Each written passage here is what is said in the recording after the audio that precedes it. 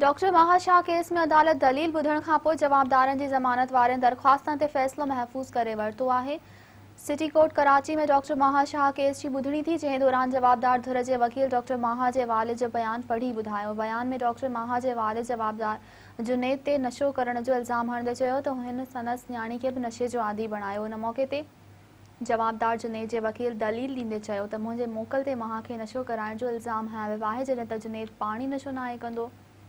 हुन चयो त जुनैद पाण नशो नथो करे त ॿियनि खे कीअं नशाई बणाईंदो। डॉक्टर माहा जे ख़ुदकुशी खां पोइ संदसि एम्बुलेंस जो ख़र्च बि जुनैद भरियो हो। वकील वधीक चयो त केस में जिन FIRs जूं ॻाल्हियूं कई पई वञनि उहे C क्लास थी चुकियूं आहिनि। अदालत जवाबदार धुर जे वकील जा दलील मुकमल थियण खां पोइ ज़मानत वारनि दरख़्वास्तनि ते फ़ैसिलो महफ़ूज़ करे वरितो। जवाबदार जुनैद ई वकास तरफ़ां अदालत में ज़मानत ते दरख़्वास्तूं दाख़िल कराई वयूं हुयूं। होॾां ज़रियनि जो चवणु आहे त अदालत पारां महफ़ूज़ कयल फ़ैसिलो 21 सेप्टेम्बर सूमर ॾींहुं ॿुधायो वेंदो।